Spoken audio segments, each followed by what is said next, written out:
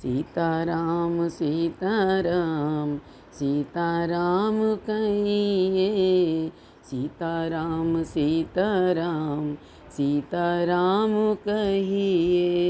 आए तेरा के राम जाए हो तेरा ही, सीताराम सीताराम सीताराम कहिए అంటే దీని అర్థం ఏంటిదంటే, రామరామ అనుకుంటూ మనము కృష్ణ కృష్ణ అనుకుంటూ శివ శివ అనుకుంటూ శ్రీమాత్రే అనుకుంటూ ప్రతి పని, ఒక ఇల్లు కడుతున్నాం, ధనం ఉంది, ఆ ధనం ఉండి మన దగ్గర ఇల్లు కడుతున్నామంటే ఆ జగలకు ఆయన పంపిస్తేనే, ఆయన నిర్ణయిస్తేనే మనం పోతాం.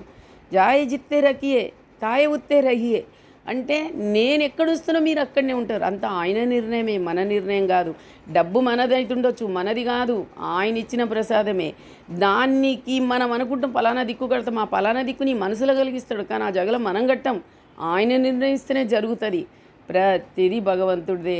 ఎడికి పోవాలన్నా, ఒక అమ్మాయిని చేసుకోవాలన్నా, ఒక అమ్మాయిని ఇంటికి ఇవ్వాలన్నా, ఒక ఇల్లు కట్టాలన్నా, ఒక ఇల్లు కొనాలన్నా అంత పరమాత్ముడిదే, ఆయనదే, సర్వం ఆయనదే.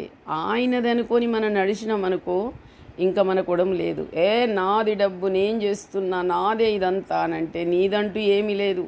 ఒక్క అడుగు కూడా జరగలేవు. బండిలో పెట్రోల్ ఎట్లా అయిపోతుందో ఆ స్థితి అయిపోతాం మనం పరిస్థితులు. కాబట్టి అంతా ఆయనదని నడవాలి, నేను ఎవరిని అని నడవాలి. నేను అంటే మాత్రం నడవని పని అది. జై సియారాం, జై సియారాం. శ్రీమాత్రే శ్రీమాత్రే. ఓం నమ శివాయ, ఓం నమ శివాయ, ఓం నమ.